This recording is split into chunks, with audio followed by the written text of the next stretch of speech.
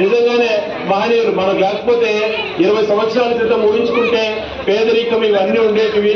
చాలా ఆర్థికంగా బాగున్నారు, సంతోషంగా ఉన్నారు, ఎప్పుడు కూడా మంచి కోరుకునేటువంటి వాళ్ళు.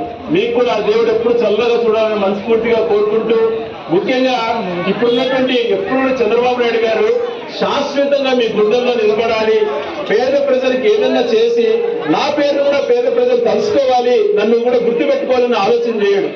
ఎన్నికలు వచ్చేటప్పుడు మాత్రం కులాలను రెచ్చగొడతాడు, ఇష్టానుసారం హామీలు ఇస్తాడు, ఎన్నికలు అయిపోతేనే మర్చిపోతాడు. నేనెప్పుడు చెప్పినా అంటాడు, లేకపోతే అన్ని అయిపోయినా చేసేసినా అంటాడు.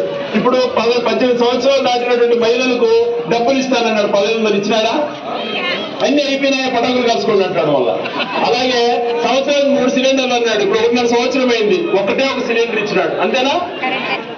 అదే రకంగా రైతుకు ప్రతి సంవత్సరం 20,000 ఇస్తానన్నాడు, ఒక సంవత్సరం పూర్తి ఎగరగొట్టాడు, 2వ సంవత్సరం 5,000 ఇచ్చాడు. అది కూడా మనము ఆయన 1 సంవత్సరం ఏమీ చేయలేదు అని చెప్పి మనం రోడ్డు ఎక్కి పోరాటం చేస్తే తల్లికి వందనం, అది కూడా జగన్మోహన్ రెడ్డి ఇచ్చే అమ్మఒడి, దాని పేరు మార్చి తల్లికి వందనం ఇచ్చినారు తప్పితే ఇంకా ఏది ఇలా. అంతకుముందు మన మహిళలకు డాక్టర్ రుణాలు మాఫీ చేసి